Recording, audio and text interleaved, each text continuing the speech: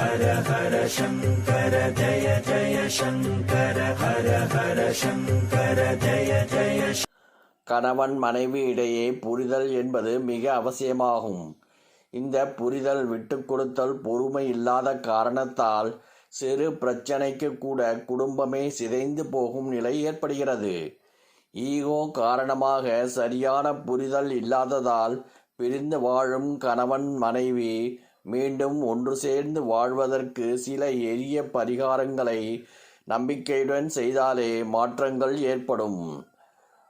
இறை வழிபாட்டுடன் மந்திர சக்தியும் ஒன்று சேர்வதால் விரைவில் கணவன் மனைவி இடையேயான பிரச்சனைகள் தீர்ந்து ஒற்றுமை ஏற்பட வாய்ப்புள்ளது.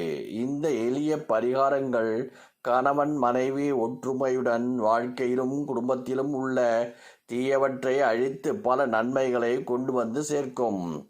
இல்லறம் நல்லறமாக சிறக்க கணவன் மனைவி ஒற்றுமை என்பது மிகவும் அவசியமாகும். சூழ்நிலை காரணமாக சண்டை ஏற்பட்டாலும் உடனடியாக அதை மறந்து அன்பு காட்ட வேண்டும், மனம் விட்டு பேச வேண்டும் என்பார்கள். ஆனால் இன்று வாழ்க்கையே எந்திரமாகி விட்டதால் எதற்கெடுத்தாலும் சண்டை, நிம்மதியில்லாத சூழ்நிலையே பெரும்பாலான வீடுகளில் காணப்படுகின்றது.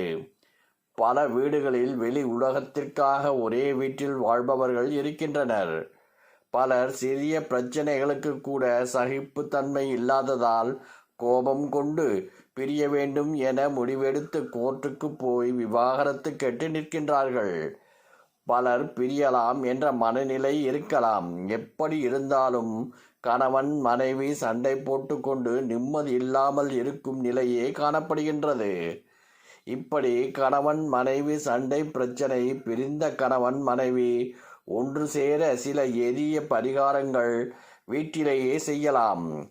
பிரிந்திருக்கும் கணவன் மனைவிக்குள் ஒற்றுமை ஏற்பட திருவாரூர் மாவட்டம் குடவாசலில் உள்ள ஸ்ரீ வைகுண்ட நாராயண பெருமாள் கோவில், திருவாச்சியம் கோவிலுக்கு சென்று வழிபடலாம். இதேபோல் திருச்செங்கோடு அர்த்தநாரீஸ்வரரையும் வணங்கி வந்தால் விரைவில் தம்பதிகள் ஒன்று சேர்வார்கள். கணவன் மனைவி இடையே இருக்கும் பிரச்சனைகள், கருத்து வேற்றுமைகள் நீங்கி குடும்பத்தில் ஒற்றுமை நிலவ ஒரு கண்ணாடி டம்ளரில் தண்ணீர் எடுத்துக்கொண்டு பூஜை அறையில் சென்று அமைதியாக அமர வேண்டும்.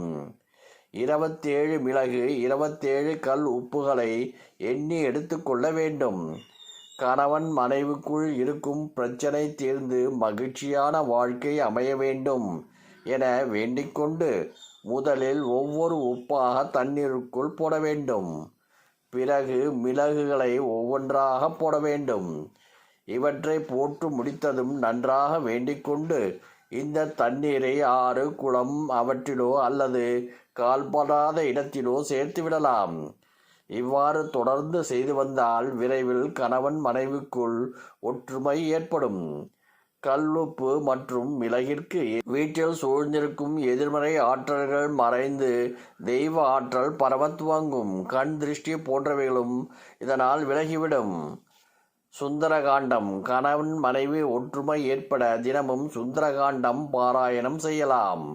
ராமர் சீதையை சேர்த்து வைத்தது போல் பிரிந்திருக்கும் கணவன் மனைவி அனுமனின் அருளால் ஒன்று சேர்வார்கள்.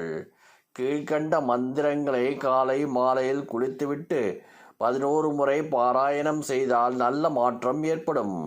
இந்த சக்தி வாய்ந்த மந்திரங்களை எத்தனை முறை முடியும் அத்தனை முறை சொல்வதால் வாழ்க்கையில் பல மாற்றங்கள் ஏற்படும்.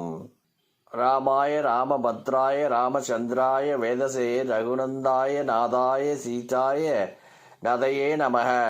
விஷ்ணு சஹஸ்ரநாமம். ஓம் ராம ராம ராமேதி ரமே ராமே மனோரமே சஹஸ்ரநாம தத்துல்யம் ராம் ராம வராணனே.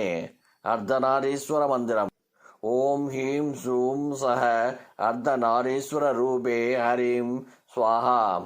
ஹர ஹர சங்கர ஜய ஜய சங்கர ஹர ஹர சங்கர ஜய ஜய